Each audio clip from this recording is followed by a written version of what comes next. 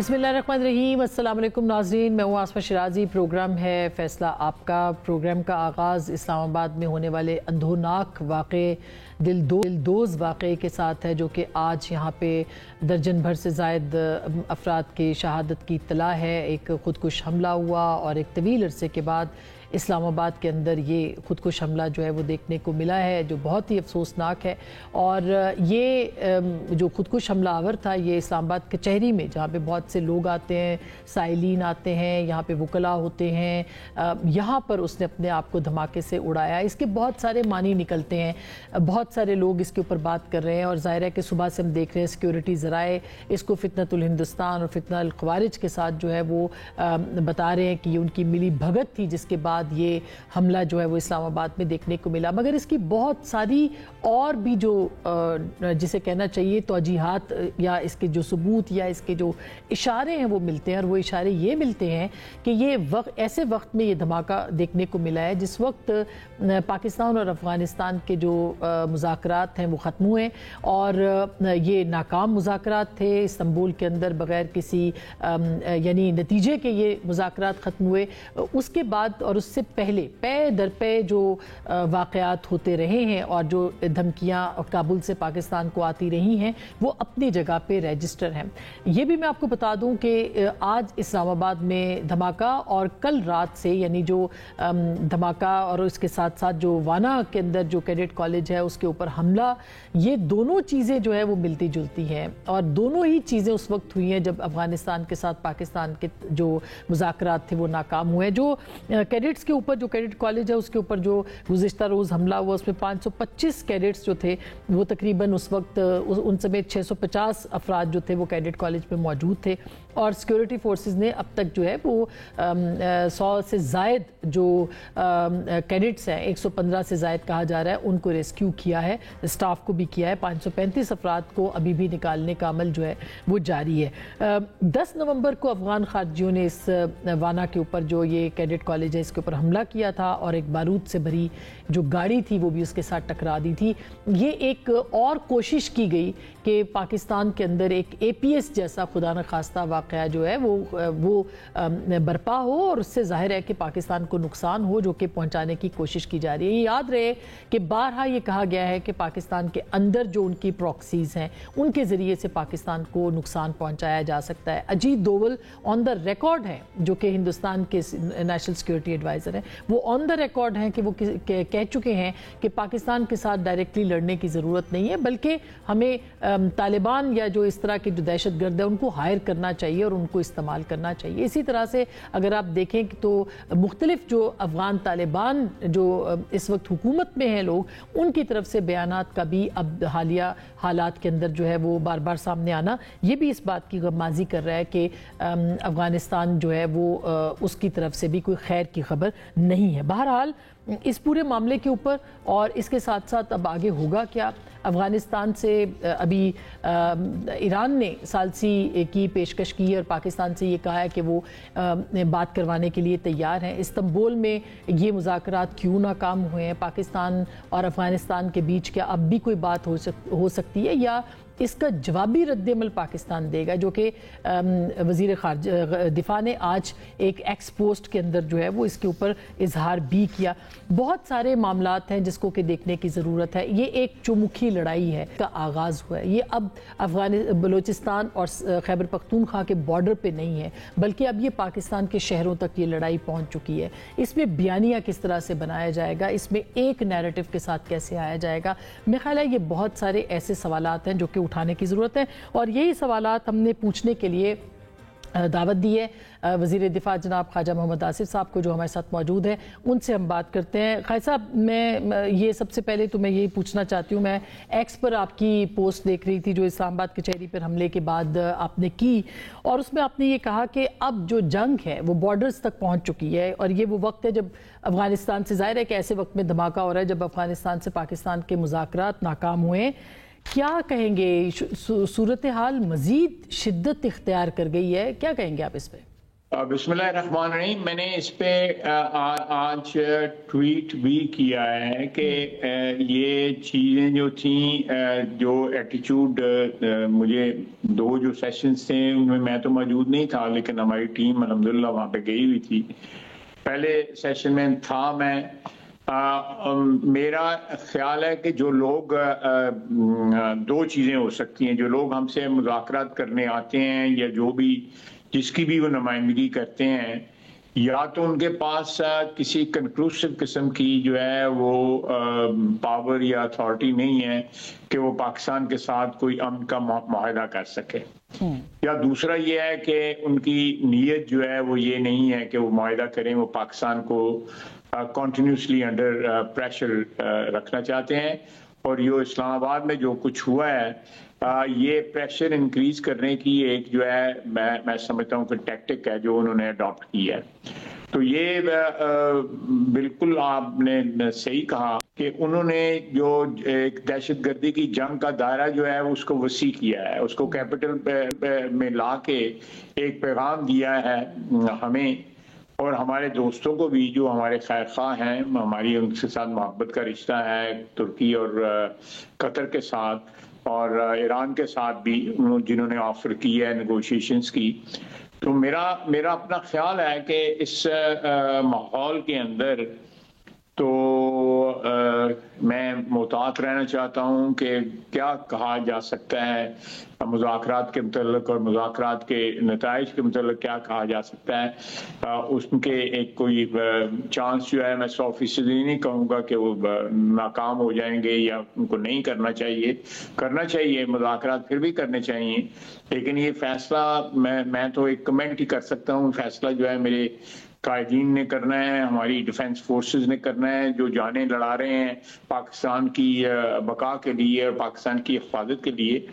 آج جو یہاں شہادتیں ہوئی ہیں ضلع کچہری کے باہر جو ہے، وہ بھی ایک میں سمجھتا ہوں کہ ایک ہیوج ایسکلیشن ہے اس جنگ کے اندر. جو ہے ہمیں سیریسلی اس چیز کو جو ہے ریویو کرنا پڑے گا کہ ہم نے کیا راستہ اپنانا ہے ان کے لیے. جو ہے صاحب، میں آپ کا جو ٹویٹ پڑھ رہی تھی یا ایکس پر جو آپ کی پوسٹ تھی، اس میں آپ نے کہا کہ دہشت گردی کو کابل روک سکتا ہے اور اسلام آباد تک جنگ لانا کابل سے پیغام ہے جس کا پاکستان بھرپور جواب دینے کی قوت اور صلاحیت رکھتا ہے. تو کیا آپ کو لگتا ہے کہ پاکستان جو ہے وہ اس حملے کے بعد رسپونڈ کرے گا، جوابی رد عمل دے گا؟ اور کیا آپ سمجھتے ہیں کہ جو پاکستان کے اندر پراکسیز موجود ہیں اس کے اوپر افغانستان کو رد عمل دیا جا سکتا ہے؟ ان کے خلاف کارروائی کرنا مشکل کام ہے، لیکن کیا اس کا رد عمل افغانستان پہ حملہ کر کے دیا جا سکتا ہے؟ کیا ہوگا آپ کا رد عمل اس طرح کی سچویشن کے اندر؟ ایک چیز جو ہے بڑا قطعی طور پہ واضح ہونی چاہیے افغانستان کے اوپر، کم از کم میرے ذہن میں کوئی ابہام نہیں ہے. اگر افغانستان کے اندر جو ہے ہمارے جو ہم نے پچھلے دنوں جو ہے ریٹیلیٹ کیا جا کے، اگر وہ اس کے اوپر اتنے سیکھ پا ہیں یا ان کو وہ اس چیز سے جو ہے بڑا شدید جو ہے اختلاف ہے یا احتجاج ہے، تو یہ ان کا بھی یہ جنگ کا ایک ہتھیار ہے نا، دہشت گردی. ایک جنگ اس وقت جاری ہے، دہشت گردی جو ہے ہتھیار اویلیبل ہے اس وقت افغانستان میں، کیونکہ انہوں نے ساری جو جنگ لڑی ہیں، پرانی بھی نئی بھی جو ساری ہیں، وہ دہشت گردی کی بیسس پہ لڑی ہیں. مین ہتھیار ان کا یہ تھا. اگر ہم نے اس کو ریئیکٹ کرنا ہے تو ہم تو ایک کنونشنل فوج ہے ہماری الحمدللہ، جس نے ابھی 4-5 دن جو ہے کٹائی کی ہے اس کی، ہندوستان کی جو ہے کوئی زیادہ مدت نہیں گزری. اور وہ ہم تو پھر کنونشن میں، ہم دہشت گرد تو نہیں ہیں، وہ تو دہشت گرد ہیں، وہ دہشت گردی کریں گے. اس کا ریئیکشن یہ ہوگا کہ ہم کنونشنل جنگ جو ہے اس کا دائرہ ہم بڑھا دیں گے. پھر خالد صاحب، اگر جو سوال ہے وہ یہ بھی ہے، بالکل آپ صحیح کہہ رہے ہیں، آپ کہہ رہے ہیں کہ ان کا دائرہ کار بڑھایا جا سکتا ہے، لیکن افغانستان سے جو یعنی پاکستان نے جو اٹیک کیا، جو ٹارگیٹڈ حملے پاکستان نے کیے، اس کے بعد ہم نے دیکھا کہ 1-2 ہفتے جو ہے وہ کمی آئی ہے دہشت گردی کے واقعات میں. لیکن آج اور جو کل جو وانا کا اٹیک ہے اس کے اوپر لگتا ہے ایسے کہ یہ واقعات دوبارہ شروع ہو گئے اور زیادہ قوت کے ساتھ ہوئے ہیں. تو ایک چومکھی لڑائی ہے جو کہ پاکستان اس وقت لڑ رہا ہے. کیا آپ سمجھتے ہیں کہ کنونشنل طریقے سے پاکستان اس جنگ کو لڑ سکتا ہے؟ اتنا آسان ہوگا یہ؟ نہیں آپ دیکھیں یہ ہمارے پاس سارے لوازمات بھی ہیں اللہ کے فضل سے، اس کی مہربانی سے، اور ہمیں بالکل اس سے نپٹنا آتا ہے۔ آپ نے بالکل صحیح جو ہے نشاندہی کی ہے کہ اس کا ایک انہوں نے وانا میں کیڈٹ کالج کے پر جو حملہ ہوا ہے، اس کے بعد جو ہے ادھر اسلام آباد میں حملہ ہوا ہے، یہ اس نے جو ایک آپ کہتے ہیں سٹیکس جو ہیں وہ بڑی ہائی کر دی ہیں اس جنگ میں، جو جنگ اس وقت افغانستان کے ساتھ ہم حالت جنگ میں ہیں اس وقت۔ اگر کوئی سمجھتا ہے کہ ہم حالت جنگ میں نہیں ہیں، کوئی پیار محبت کی پینگیں بڑھ رہی ہیں، تو میں سمجھتا ہوں کہ وہ ایک خوش فہمی ہے۔ میں نہیں اس چیز کو جو ہے وہ بالکل سیریسلی، ایبسلیوٹ سیریسنس جو ہے لینا چاہیے۔ اس کی سب سے بڑی وجہ ہے کہ ہماری خون کی انویسٹمنٹ ہے۔ آپ دیکھیں پچھلے 3 سال میں آپ نے کتنے جنازے اٹھائے ہیں۔ ہم نے فوجیوں نے جس طرح ایک پاکستان اپنی مٹی کے ساتھ محبت کا جو ہے اپنے خون سے جو ہے اس کی شہادت دی ہے، اس کی گواہی دی ہے۔ اب ہاؤ ڈو یو ان لوگوں کو کس طرح معاف کیا جا سکتا ہے؟ اور یہ they continue to do that. خیر صاحب، مگر آپ کو لگتا ہے کہ اس ان واقعات میں دہشت گردی میں ظاہر ہے کہ ہمارا یہ کہ افغانستان اور ہندوستان کا نیکسس ہے۔ اجیت دوول کو ہم نے کہتے ہوئے سنا جس میں کہ انہوں نے کہا کہ پاکستان سے براہ راست لڑنے کی ضرورت ہی نہیں ہے، آپ ان دہشت گردوں کو ہائر کریں اور اس کے بعد پاکستان کو جو ہے ان کے ساتھ انگیج رکھیں۔ تو کیا یہ جو مغربی سرحد کے اوپر دباؤ بڑھ رہا ہے، بڑھ چکا ہے، بڑھتا رہا ہے، اور اب مشرقی سرحد پہ بھی جو دباؤ ہے وہ بڑھتا ہوا نظر آ رہا ہے، تو کیا آپ کو لگتا ہے کہ یہ نیکسس ہے، اس کو کس طرح سے آپ اس پہ آپ کیا کہیں گے، کریں گے کیا؟ یہ ایک بڑی مشکل صورتحال ہے۔ یہ چیزیں آسما یہ چیزیں اور مجھے کیا کہتے ہیں آلریڈی یہ ریالٹی ہیں، یہ چیزیں کوئی ہمیں بتائی نہیں جا رہی ہیں، آلریڈی ہمیں علم ہے ان چیزوں کا جو ہے، and we are prepared to face both on eastern and western border جو ہے، جو دشمن جو ہے ہم اس کا مقابلہ کریں گے انشاءاللہ تعالیٰ، اللہ تعالیٰ کی مدد سے کریں گے۔ پہلے بھی اللہ تعالیٰ کی مدد شامل حال رہی ہے، اب بھی مدد شامل حال رہے گی۔ یہ لوگ جو ہیں یہ بالکل اگر یہ چاہتے ہیں کہ فائنل راؤنڈ ہو اور آل آؤٹ جو ہے ایک ہاسٹیلٹیز شروع ہو جائے، تو اس کے علاوہ کیا چاہ رہا ہے ہمارے پاس جو ہے؟ میں مذاکرات کا حامی ہوں، میں مذاکرات کے حق میں ہوں، لیکن مذاکرات کی ٹیبل پہ جو ہے خلوص کے ساتھ بیٹھنا چاہیے، اور جو بھی آبجیکٹو ہو، اگر جو آبجیکٹو ہے اس کو خلوص کے ساتھ پرسو کرنا چاہیے۔ لیکن اٹ ڈزنٹ مین کہ آپ ہمیں لیوریج کر کے اپنی پوزیشن جو ہے ہمیں مذاکرات کے ٹیبل پہ ہم آئیں کہ جی ہم نے اسلام آباد تک جو ہے آپ کو ایکسپوز کر دیا ہے، آپ آئیں پھر بات کریں، اس طرح تو نہیں ہوگا۔ آپ جو مذاکرات کے لیے تیار بھی ہیں، ہو بھی سکتا ہے، تو کیا ہوا تھا مذاکرات استنبول میں؟ آپ کے خیال میں کیوں ناکام ہوئے یہ جو افغانستان کے ساتھ یا ٹی ٹی اے کے ساتھ جو بات چیت ہو رہی تھی؟ کیا وجوہات بنی، کیا اسباب بنے؟ لیکن یہ مین پوائنٹ یہی ہے، وہ دہشت گردی نہیں بند کرنا چاہتے ہیں۔ سیدھی بات ہے، میں پلین نہیں، میں کوئی بعد میں کسی میں ڈکی چھپی بات نہیں کرتا، وہ دہشت گردی نہیں بند کرنا چاہتے۔ اور آپ کو لگتا ہے کہ ہمارا یہ ایجنڈا ہے کہ ظاہر 1 پوائنٹ ایجنڈا ہے ہمارا، کہ ہم یہ کہتے ہیں کہ وہاں سے دراندازی ہو رہی ہے، اس کو بند کیا جائے، اس کو بند کریں گے، ان کی پناہ گاہیں وہاں پہ جو ہے وہ ختم کریں، تو 1 پوائنٹ ایجنڈا ہے ہمارا، اور ظاہر ہے ہمارا بھی ایک ہارڈ سٹانس ہے، تو اس پہ کیا وہ کہتے ہیں؟ اس کے مجھے بتائیں اس کے علاوہ اور ایجنڈا کیا ہے؟ ہم نے ان سے رشتہ داری کرنی ہے کیا اور ایجنڈا کیا ہے؟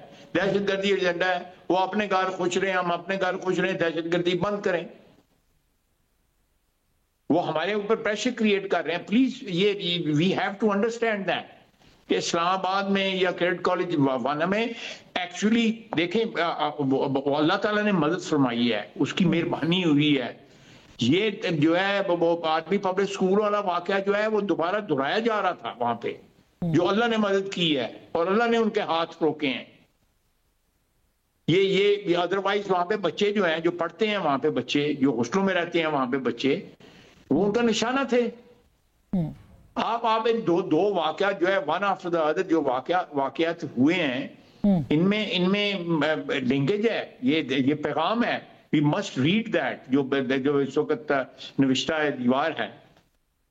ویری امپورٹنٹ اور بہت سنگین صورتحال ہے قائد صاحب کہ آپ کہہ رہے ہیں یہ پیغام ہے جو کہ انہوں نے ہمیں دیا ہے اور ہمیں اس کو پڑھنا چاہیے اور ہم پڑھ چکے ہیں ظاہر ہے یہ پیغام، لیکن اور یہ خطرناک معاملہ ہے، لیکن ایک طرف بیانیہ بھی موجود ہے کہ ان دہشت گردوں کے ساتھ جو ہے وہ بات چیت کی جائے، مذاکرات کیے جائیں. آپ کو لگتا ہے کہ اس وقت جو گروہ یا جو یہ بیانیہ بنانے کی کوشش کر رہے ہیں یہ اس کے نیریٹو اس کے مقابلے پہ جو ہے وہ نیریٹو جو ہے وہ کیوں اس وقت کامیاب نہیں ہو رہا کہ ہم نے یہ ہمارے دوست نہیں ہے دشمن ہے، تو اس کے اوپر کیوں کامیابی نہیں ہو پا رہی؟ نہیں ہم دہشت گردوں سے تو نہیں کر رہے، ہم تو بس ایک پشت پناہی تو خیر وہی کر رہے ہیں جن سے ہم بات کر رہے ہیں، لیکن ایک ریاستی ان کا ایک مقام جو ہے ریکگنائزڈ ہے، نہیں ریکگنائزڈ جو ہے وہ ہے. اور جو ہمارے دوست ممالک ہیں جن میں اب ایران بھی شامل ہو گیا ہے، پہلے ترکی اور قطر تھے، وہ خلوص کے ساتھ لگے ہوئے ہیں اور ان پہ پریشر بھی ہے. لیٹس سی اگر کوئی پھر راؤنڈ ہونا چاہتا ہے یہ حکومت فیصلہ کرے گی. میں تو جو بھی حکومت فیصلہ کرے گی تو میں تو ایک فرد ہوں، میں آمین کہوں گا اس کے اوپر، لیکن میں اپنے خیالات کا اظہار کر رہا ہوں. مگر بقائے صاحب اب ہمارے پاس کابل کے یعنی آپ کی ظاہر گفتگو سے بھی یہ لگتا ہے ویسے بھی اوورال جو حالات اس وقت بنے ہوئے ہیں ہمارے پاس کابل کے ساتھ کھلی جنگ کا آپشن اس وقت موجود ہے، یعنی اس کے علاوہ ہمارے پاس کوئی رستہ یا کوئی آپشن موجود نہیں ہے. کیا ایسا ہی ہے، کوئی آپشن نہیں ہے؟ دیکھیں اللہ نہ کرے کہ یہ نوبت یہاں پہ آئے، اور آج جو ہے یہ جو اسلام آباد میں واقعہ ہوا ہے، کل جو وانا میں پرسوں واقعہ ہوا ہے کیڈٹ کالج میں، یہ آخر ہمارے دوستوں کو، ہمارے خیر خواہوں کو، ہمارے بھائیوں کو تہران میں، استنبول میں اور دوحہ میں سب کو پتہ لگا ہے کہ یہ واقعات ہو رہے ہیں. اس سے زیادہ کیا باشگاف جو ہے وہ پوزیشن واضح ہو رہی ہے کابل کی، ان کے چہروں پہ سارے نقاب اتر رہے ہیں. پھر یہ بھی ظاہر ہے آپ کہہ رہے ہیں کہ ایک بات چیت ہو رہی تھی اور مذاکرات ہو رہے ہیں، لیکن کیا دوحہ یا استنبول اس پوزیشن میں نہیں ہے کہ وہ انفلوئنس کر سکیں افغان طالبان کو، کابل پر وہ اثر انداز ہو سکیں کہ یہ جو معاملات ہیں وہ کس طرف جا رہے ہیں؟ تو آپ کے خیال میں کیا وہ اثر انداز نہیں ہو پا رہے، اثر ڈال سکیں گے آئندہ بھی؟ وہ جو آپ کہہ رہے ہیں کہ ہم تیار ہیں بات چیت کے لیے آئندہ بھی. I cannot comment on that. میں نے انہوں نے بڑی کوشش کی ہے انہوں نے، ہم ان کے شکر گزار ہیں. دوحہ اور استنبول میں دونوں راؤنڈز میں انہوں نے بڑی سنسیئرٹی کے ساتھ، بڑی کمٹمنٹ کے ساتھ جو ہے کوشش کی ہے، لیکن میں کیا سپیکولیٹ کروں. ہم ان کے ممنون ہیں، احسان مند ہیں، اور آج بھی وہ کوشش جو ہے کرنا چاہتے ہیں تو بالکل کوشش کریں. بڑی گریو قسم کی سچویشنز میں بھی جو ہے کوششیں جاری رہتی ہیں، تو اگر وہ جاری رکھنا چاہتے ہیں اور امید ہے اس میں، چاہے وہ معہوم امید ہے، تو لیکن ٹیکن انیشیٹو. لیکن یہ دو واقعات جو ہیں یہ they must be taken into account. تو ویسے میں اگر ایران آفر کر رہا ہے تو اس سے کتنے امکانات ہو سکتے ہیں؟ مثلاً مطلب ظاہر ہے یہ تو آپشن جو پہلے والا تھا یہ تو تقریباً کیا ناکام ہی ہوا ہے. اب ایران اگر یہ کہہ رہا ہے کہ وہ افغانستان کے بیچ آپ کے ساتھ بات چیت کر سکتا ہے، تو پھر آپ کو لگتا ہے کہ وہاں پہ کچھ امکانات روشن ہو سکتے ہیں، وہاں امکانات بن سکتے ہیں کہ کچھ فروٹفل بات چیت جو ہے وہ ہو سکے؟ میں کوئی اس پہ کمنٹ نہیں کرنا چاہوں گا. ایران نے جو آفر کی ہے لازمی طور پہ ان کے بھی رابطے ہوں گے، وہ بھی وہاں سے روزانہ میں سینکڑوں ہزاروں کی تعداد میں جو ہے ریفیوجیز کو واپس بھیج رہے ہیں. جتنی ریفیوجیز کی تعداد یہاں پہ ہے اتنی ریفیوجیز کی تعداد میرے علم کے مطابق جو ہے ایران میں بھی ہے. If they still have that، کتنی بدقسمتی ہے کہ ایران میں ریفیوجیز ہیں، وہاں ان کی کوئی مخاصمت نہیں ہے ان کے ساتھ، اور یہاں مخاصمت جو ہے وہ اس کا جو ہے باوجود اس بات کے کہ ہم نے تو لاسز لیے ہیں ان کے لیے، 1 سال نہیں، 2 سال نہیں، 4 دہائیاں ہم نے نقصان اٹھایا ہے ان کے لیے. 4 دہائیاں، 40 سال 45 سال ہم نے جو ہے نقصان اٹھایا ہے. یہ کیا لوگ تھے جو پاکستان میں اس وقت حکمران تمام ادوار میں رہے ہیں، جنہوں نے پاکستان کو اس آگ میں جو ہے جھونک دیا، اور پاکستان کی تیسری نسل جو ہے اس کی قیمت ادا کر رہی ہے. کیا جواب دیں گے اللہ تعالیٰ کے حضور میں کہ ہم حکمران تھے اور ہم نے جو ہے وہ صرف اور صرف اپنی حکمرانی کی طوالت کے لیے انہوں نے یہ سارا کچھ کیا. آپ نے کہا کہ بھرپور جواب دیا جائے گا، کس طرح کا ہوگا؟ ظاہر ہے ٹارگٹس پاکستان کے پاس ہوں گے، انٹیلیجنس رپورٹس ہوں گی، یا آپ کو لگتا ہے کہ پاکستان جو ہے وہ ان ٹارگٹس کے اوپر جو ہے وہ پھر اب انٹیلیجنس کی بنیاد کے اوپر جو جواب دے سکتا ہے؟ کیا کہیں گے آپ؟ نہیں، انشاءاللہ تعالیٰ جی ہم بالکل جواب دیں گے، بالکل جواب دیں گے، اور پتہ لگے گا دنیا کو ہم نے جواب دیا۔ جی ایک چھوٹی سی بریک لے رہے ہیں، بریک کے بعد ہم واپس آئیں گے، ہمارے ساتھ رہیے گا۔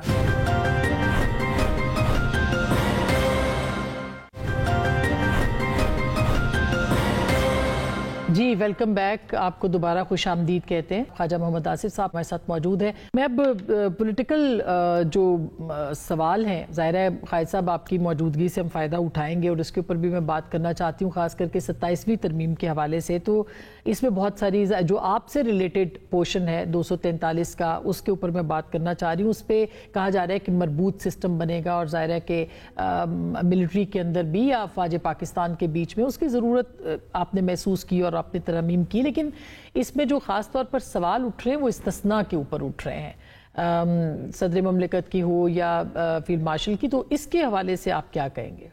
دیکھیں، میں استثناء جو ہے، دیکھیں اس میں بہت سی ایسی چیزیں ہیں جو پازیٹیو ہیں، میں ساری چیزیں پازیٹیو کہوں گا۔ استثناء دیکھیں، ایک عہدے کو آپ ایک فرد کو تو نہیں آپ استثناء دے رہے ہیں، آپ ایک عہدے کو استثناء دے رہے ہیں۔ وہ آج بھی اویلیبل رہے گا، 10 سال بعد بھی اویلیبل رہے گا، انلیس یہ جو کلاز ہے اس کو ریورس کیا جائے۔ تو میں سمجھتا ہوں کہ ہے، اور بھی ملکوں میں ہے، لیکن اس قانون کے اندر یا اس جو ترمیم آئی ہے، اور انشاءاللہ تعالیٰ 28ویں بھی آئے گی، یہ ویری ویل انٹینڈڈ ہے۔ ہم نے بالکل انکروچ نہیں کیا، یہ امپریشن دینے کی کوشش میڈیا میں دی جا رہی ہے، اور یہ دلی میں بھی انہوں نے تقاریر میں کہا ہے کہ جی ہم جج جو ہے وہ پرائم منسٹر بدل دے گا یا ایگزیکٹو بدل دے گی۔ قطعی طور پہ نہیں، یہ ایگزیکٹو بدلنے کی یا ساری جوڈیشری کی پاورز جو ہیں they are still vested in judiciary، اس میں کوئی باہر سے آ کے جو ہے کوئی جو نئی کانسٹیٹیوشنل باڈی نہیں کریٹ کی جا رہی ہے، نئی پاورز نہیں کانسٹیٹیوشن میں دی جا رہی۔ ایک جوڈیشل کمیشن بنا ہوا ہے، اس میں جوڈیشری کی جو ہے وہ پریزنس ہے، اور روبسٹ پریزنس ہے اس کے حوالے کیا جا رہا ہے۔ اور دنیا میں سب جگہ جو ہے جج ٹرانسفر ہوتے ہیں، انڈیا میں بھی ٹرانسفر ہوتے ہیں، ان کی سینیورٹی جو ہے وہ نہیں افیکٹ ہوتی، اور اس فارمولے میں وہی نہیں۔ اگر اگر جج جو ہیں یہ سمجھیں کہ وہ they are not part of the system, اور they are not part of the constitution, اور وہ کوئی سپرا کانسٹیٹیوشن باڈی ہیں، تو میں سمجھتا ہوں کہ یہ زیادتی ہے، یہ سوچ جو ہے یہ زیادتی ہے۔ آپ جوڈیشری کا جو ہے، میں نہیں کہتا کہ ہم کوئی بڑا مثالی ادارہ رہے ہیں ماضی کے اندر جو ہے، اور جوڈیشری بھی جو ہے میرا خیال ہے ان کے ہاتھ زیادہ رنگے ہوئے ہیں آئین اور قانون کے خون سے نسبتاً سیاستدانوں سے۔ تو یہ میں بالکل 100% میں نے اپنے سارے پولیٹیکل کیریئر میں جو ہے آئین اور قانون کی بالادستی کی بات کی ہے، کوئی ایسی بات نہیں ہے۔ میرا خیال ہے یہ 27ویں ترمیم ایک ایسا اٹیمپٹ ہے، but it should be followed by 28th amendment، جس میں نے آج اسمبلی میں تقریر بھی کی ہے کہ اس میں ایک کریکولم ہونا چاہیے، پاپولیشن پلاننگ جو ہے وہ نمبر 1 ایجنڈے پہ ہونی چاہیے۔ ہمارا جو وہ NFC کا جو بوجھ ہے اس کو کم کرنا چاہیے۔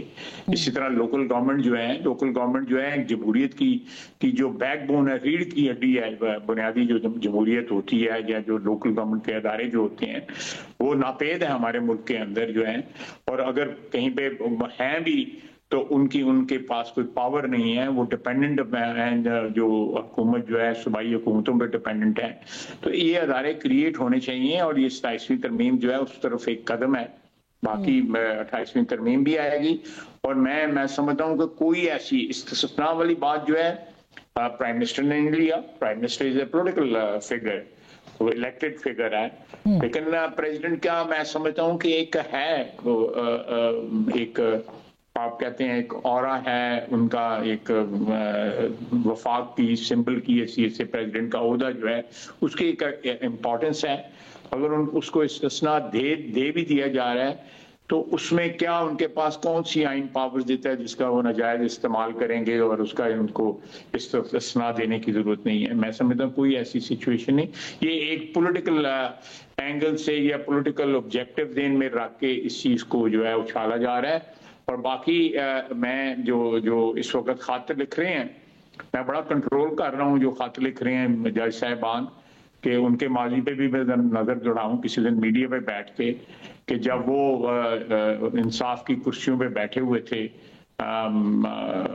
وے بیک جب اپنا نواز شریف کو جب کرائسس کا ایک شکار ہوئے اس دوران تو انہوں نے کن کن لوگوں کو جو ہے ڈی سیٹ کیا, کن لوگوں کو ڈسکوالیفائی کیا, ایک دن کیا کہا, دوسرے دن کیا کہا. یہ لمبی کہانی ہے. مجھے جو ہے وہ بڑی ہو رہی ہے, ٹیمپٹیشن تو بڑی ہو رہی ہے, کنٹرول کر رہا ہوں. لگتا ہے 2-4 دن میں سٹوری سنانی پڑے گی ان کی سب کی جو ہے جو چٹھیاں لکھ رہے ہیں. خالد صاحب مگر ظاہر ہے کہ بالکل آپ کے پاس ہوں گی انسائیڈ سٹوریز بھی اس کی ہوں گی, مگر خطوط تو بہرحال آئے ہیں اور 2 معزز جج صاحبان کے آئے ہیں. ان کا ایک ری ایکشن سمجھیے کہ وہ آیا اس طرح سے اور مزید بھی آ سکتا ہے. کیا آپ کو لگتا ہے استعفے بھی آ سکتے ہیں اور پھر ظاہر ہے اس سے کوئی نظام مضبوط نہیں ہوگا بلکہ غیر مستحکم ہوگا؟ کیا آپ کو لگتا ہے کہ نظام جو ہے وہ غیر مستحکم ہو سکتا ہے اس طرح سے؟ کیا کہیں گے آپ اس پہ؟ یہ میرا خیال ہے کہ یہ ہم سے بڑے سیاستدان ہیں. یہ آپ دیکھ لیں جوڈیشری کی آپ تاریخ دیکھ لیں اسٹارٹنگ فرام جسٹس منیر سے لے کے آج تک جو ہے وہ گڈ ٹو سی یو تک جو ہے وہ اس وقت کسی کا ضمیر نہیں جاگا تھا. یہ ڈبل سٹینڈرڈ جو ہے, ایک سٹینڈرڈ جو ہے ہمارے اوپر اپلائی ہو رہا ہے اور ایک سٹینڈرڈ جو ہے وہ اپنے اوپر وہ سٹینڈرڈ وہ اپنے اوپر نہیں اپلائی کرتے. ہمیں وہ کہتے ہیں کہ ہم فرشتے بن جائیں, ہم نہیں فرشتے بن سکتے. That is not possible. That is humanly not possible. اور خود جو ہے وہ جو بھی اس ملک میں پچھلے 78 سال میں ہوا ہے سب کے ہاتھ رنگے ہوئے ہیں. صاحب اب یہ بھی الزام آ رہا ہے نا کہ جو پہلے پچھلا سیٹ اپ سوچ رہا تھا اسی طرح سے آپ کا جو سیٹ اپ ہے وہ بھی یہ سوچ رہا ہے ایک تسلسل, اور تسلسل جو ہے وہ ان لمیٹڈ تسلسل, اس کے اوپر بھی بات ہو رہی ہے. مثلا یہ کہ کہا جا رہا ہے کہ جو پہلے آپ سے تھے ان کی جو 15 سے 20 سال کی پلاننگ تھی وہ فائل شاید اب آپ کے ہاتھ لگ گئی ہے. تو یہ بات تو, یہ سوال تو بہرحال اٹھ رہا ہے. ایسی کوئی فائل ہمارے ہاتھ میں نہیں آئی, قطعی طور پہ نہیں آئی. میں تو بڑا جو ہیومن بینگ جو ہے اس کی ٹرانزیشن میں بلیو کرتا ہوں کہ آج ہیں ہم, کل نہیں ہے. یہ تو اللہ فیصلہ کرتا ہے.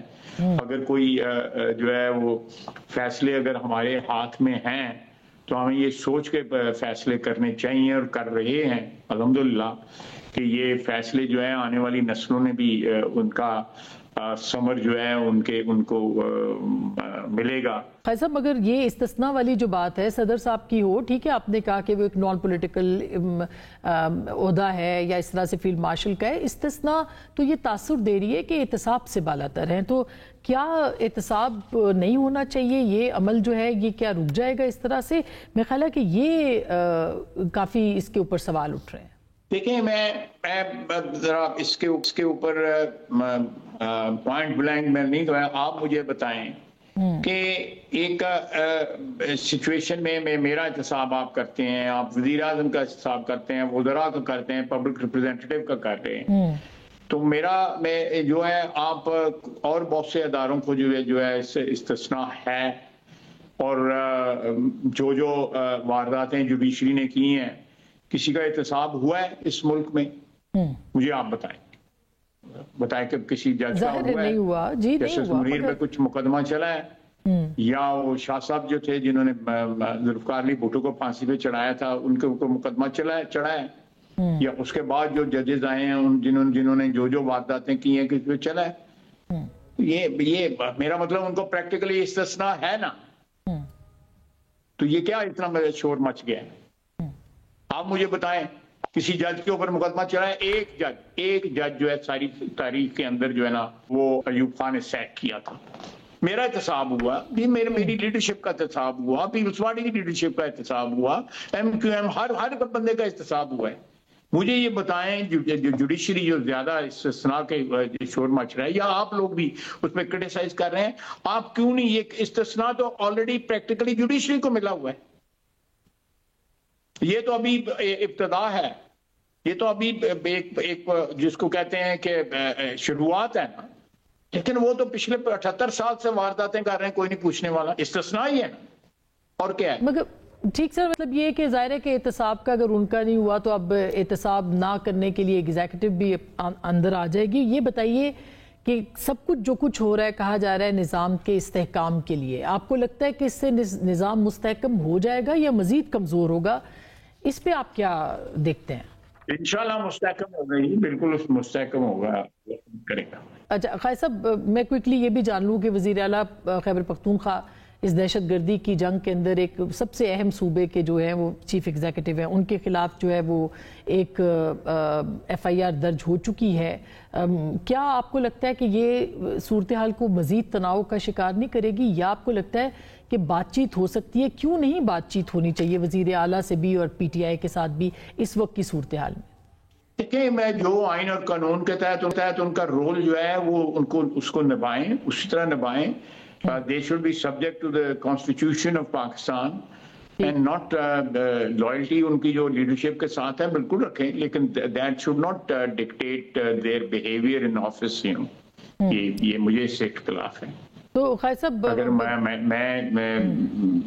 مجھے منسٹری ملی ہوئی ہے اگر یہاں پہ، تو میں اس منسٹری میں جو بیہیویئر جو ہے وہ میں میاں نواز شریف کے سے انسٹرکشنز لے کے کروں تو میرا خیال ہے وہ بڑا نہایت نامناسب ہوگا. میں بالکل واضح الفاظ میں کہہ رہا ہوں، اگر چیف منسٹر جو ہیں اس ہر چیز جو ہے وہ 804 سے پوچھ کے کریں تو میرا خیال ہے غیر مناسب ہے، بالکل غیر مناسب ہے، اس عہدے کی توہین ہے. یہ ماضی میں ہوتا رہا ہے. میاں صاحب کا آپ نے ذکر کیا تو اب یہ بھی سوال اٹھ رہا ہے کہ میاں صاحب جو ہے وہ اس آئینی ترمیم میں آئیں گے ووٹ ڈالنے کے لیے یا نہیں، اس کا حصہ بنیں گے یا نہیں؟ جی آئیں گے، انشاءاللہ ضرور آئیں گے. تھینک یو سو مچ. خواجہ محمد آصف صاحب وزیر دفاع ہم سے بات کر رہے تھے، اور ظاہر ہے کہ یہ گفتگو جو تھی وہ افغانستان کے ساتھ تعلقات اور اس وقت جو دہشت گردی کی لہر ایک مرتبہ پھر آئی ہے، ایک نئی جنگ کا آغاز ہے. خود انہوں نے بھی کہا ہم حالت جنگ میں ہے، اور ظاہر ہے کہ پاکستان اس وقت حالت جنگ میں ہے. ہر طرف سے پاکستان کو جو ہے وہ نشانہ بنانے کی کوشش کی جا رہی ہے. تو بہت اہم ان کا کے بیانات تھے، افغانستان سے بات چیت کے معاملے کے اوپر ہو یا دہشت گردی کی جنگ جو ہے اس کے حوالے سے بات چیت ہو. سو ایک چھوٹی سی بریک لے رہے ہیں، بریک کے بعد واپس آتے ہیں. ہمارے ساتھ اعزاز چودھری صاحب موجود ہوں گے، ان کے ساتھ ہم بات کرتے ہیں. ہمارے ساتھ رہیے گا.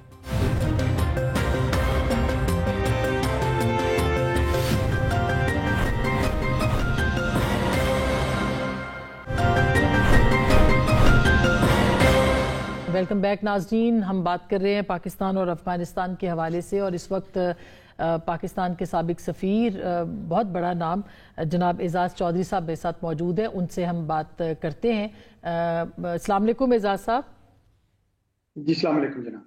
سر بہت بہت شکریہ آپ نے ہمیں وقت دیا. جاننا یہی چاہتے ہیں کہ اس وقت ظاہر ہے کہ صورتحال بہت سنگین ہے. پاکستان اور افغانستان کے درمیان 3 راؤنڈ ناکام ہو چکے ہیں. ایران ثالثی کی اب پیشکش کر رہا ہے. کیسے دیکھتے ہیں سر اس سچویشن کو جو اس وقت پاکستان اور افغانستان کے بیچ میں ہے؟ بہت دکھ اور افسوس کے ساتھ دیکھتے ہیں جی، کیونکہ یہ وہ لوگ ہیں جن کی وجہ سے پاکستان پچھلی 2-3 دہائیوں میں بدنام ہوا. ہم صرف یہ چاہتے تھے کہ وہاں پہ امن آ جائے.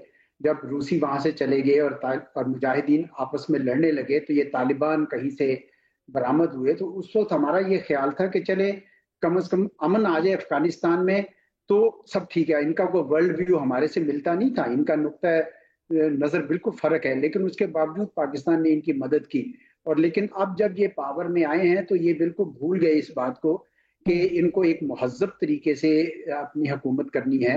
لیکن وہ ایسا نہیں کر رہے ہیں. وہ آج بھی ایسے لگ رہا ہے جیسے پہاڑوں پہ وہ جنگ کرتے پھر رہے ہیں، اور بغیر کسی مقصد کے. یا تو نا کوئی بہت بڑا مقصد اس سے حاصل ہوتا ہو.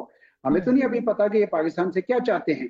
ابھی یہ پاکستان نے ان کو کون سی سہولت ایسی ہے جو نہیں دی ہے. ہماری بندرگاہیں یہ استعمال کرتے رہے ہیں، ہمارے ہسپتال یہ استعمال کرتے رہے ہیں، ہمارے یونیورسٹیز ان تک کھلی رہی ہیں. تو اس لیے بڑے افسوس اور دکھ کی بات ہے کہ یہ پاکستان کے اندر خون بہا رہے ہیں हमारे लोगों का यानी जिसे कहते हैं ना कि बस मैं क्या कहूँ जी, बहुत दुख और अफसोस की बात है जी कि चौधरी साहब, आपको क्या इम्कानात क्या लग रहे हैं? क्योंकि अब दोहा हो या इस्तांबुल हो, वहाँ तो मुज़ाकरात नाकाम हुए। अब ईरान अगर सालसी की पेशकश कर रहा है तो क्या वो एक विंडो ऑफ अपॉर्चुनिटी हो सकती है कि मनाया जा सके जो 1 पॉइंट एजेंडा है पाकिस्तान का, कि वहाँ से दरअंदाजी ना हो, वहाँ पे पनाहगाहें ना हो? क्या इम्कान इसका मौजूद है? देखिए, सफारतकारी के दरवाजे तो कभी भी बंद नहीं करने चाहिए। ये ऐसा ही है जिस तरह भारत ने 9.5 साल से पाकिस्तान के साथ जो सफारतकारी बंद की है, कि ये कोई बहुत अकल वाली अप्रोच नहीं है। मेरे ख्याल में सफारतकारी तो खुली रहनी चाहिए, बराह रास्त भी रहनी चाहिए। हमारे जो उलमा हैं, हमारे जो दूसरे वफूद हैं, वो जाएं उनके पास, उनसे बात करें कि जी आप ये मत भेजे टीटीपी के लोगों को, या उनको जगह कम से कम मत दें कि वो यहाँ पे आके दहशतगर्दी करें। साथ ही साथ मैं समझता हूँ कि जो खित्ते की सफारतकारी है, यानी जितने भी मुमालिक हैं, वो इस वक्त बड़े गौर से इसको देख रहे हैं, क्योंकि उनको नजर आ रहा है कि आज पाकिस्तान ये जंग लड़ रहा है तो कल को जो उनके खिलाफ दहशतगर्द है वो भी तो वहां पे मौजूद है, वो भी तो वहां जड़ पकड़ रहे हैं। तो चुनाचे इस वक्त चीन के साथ, रूस के साथ, ईरान के साथ, आपने सही कहा, ईरान के साथ, सेंट्रल एशियन रिपब्लिक्स के साथ, इन सब के साथ मिलकर एक दबाव इनके ऊपर बढ़ाते रहना चाहिए। एक तरफ सफारतकारी का दबाव होगा, दूसरी तरफ बॉर्डर के ऊपर भी हमें बड़ी ही ज्यादा चौकन्ना हो जाना चाहिए।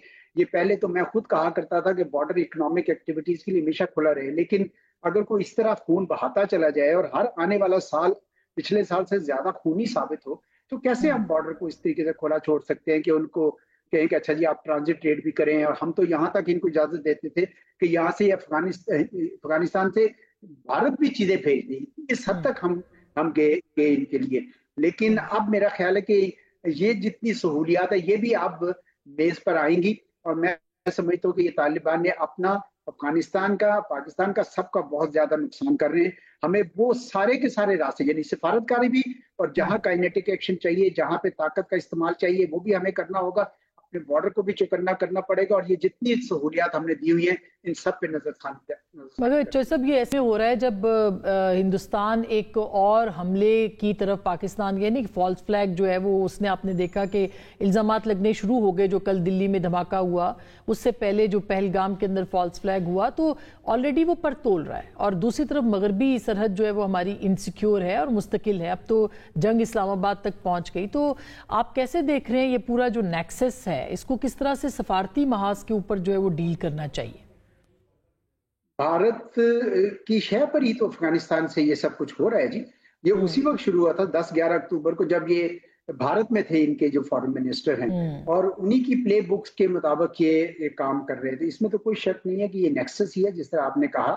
और भारत चूंकि एक हजीमत से गुजर रहा है, उन्होंने मई 2025 में बड़ी शर्मिंदगी हुई है, उसका बदला लेना है। तो पहले उनकी चूंकि एयरफोर्स अभी तैयार नहीं थी, तो उन्होंने कहा कि चलें पहले दूसरा फ्रंट तो खोले। अफसोस ज्यादा तालिबान से ये है कि उन्होंने यानी भारत से मदद लेकर, एक किस्म का शह लेकर उन्होंने ये काम करना शुरू किया हुआ है। लेकिन हमें हौसला नहीं हारना चाहिए। पाकिस्तान इस वक्त जो है, इंटरनेशनल एनवायरनमेंट ऐसी है कि पाकिस्तान का नुक्ता नजर जो है उसकी पजीराई हो रही है। भारत भी अब पाकिस्तान पे इल्जाम लगाने से पहले सोचेगा, क्योंकि पहलगाम के बाद से भारत का भी सारा पर्दा चाक हो गया है कि ये जो आज तक इल्जाम लगाते रहे थे पिछले 2-2.5 दहाइयों में, वो सब की सब गलत थी। बल्कि मेरी अपनी एक किताब आई है आसमा साहिबा, पाकिस्तान इंडिया रिलेशंस, उसमें मैंने बाकायदा तहकीक करके ये साबित किया है कि भारत में जो दहशतगर्दी होती थी उसमें पैटर्न ये था कि झट से पाकिस्तान पे इल्जाम लगाओ, बदनामी करो, और अगर 12-15 साल के बाद उनके अपने लोग आ जाएं जो साबित होते थे, आ गए थे, तो उसको हशप कर दो। अब ये चीज चली नहीं। पहलगाम के बाद से दुनिया ने भी देख लिया कि भारत का एक पैटर्न है। तो हमें अब सफारतकारी जो है इसको बहुत ज्यादा एक्टिव होना चाहिए, और साथ ही सारे बॉर्डर पे करना चाहिए। और एक काम जो है कि पाकिस्तानी कौम जो है ना, अब वो मुतहिद हो जाए। मैं समझता हूँ कि केपीके के अंदर जो हमारे अर्शवाइल ट्राइबल एरियाज थे, उनके अंदर उनको रीच आउट किया जाए, क्योंकि वो हमारी पहली लाइन ऑफ डिफेंस हो सकते हैं। वहां पे आपने देखा कि आर्मी चीफ गए थे, मैंने देखा था। मैं समझता हूँ हमारे वजीर आजम, हमारे नायब वजीर आजम, हमारे सारे MNAs वगैरह जाए, उनको जो उनके हकूक है वो भी दें। वो वहां पे अगर उनको कोई जगह नहीं मिलेगी TTP की, तो वो आगे इनके लिए मुश्किल होगा। जी जी जी जी, बहुत बहुत शुक्रिया चौधरी साहब, आपने वक्त दिया। मजीद भी बात हो सकती है, लेकिन इस वक्त पाकिस्तान ख़तरनाक तरीन मराहिल में है और पाकिस्तान अपनी दिफा की जंग लड़ेगा, इंशाअल्लाह कामयाब भी होगा, लेकिन उसके लिए पाकिस्तान के अवाम को भी मुत्तहिद होना है। मुत्तहिद होके पाकिस्तान के दिफा के लिए सब लड़ेंगे तो ये लड़ाई लड़ी जाएगी, अदरवाइज़ ज़ाहिर है कि ये मुश्किल होता है। गुफ्तगू आपने सुनी, फैसला आपका।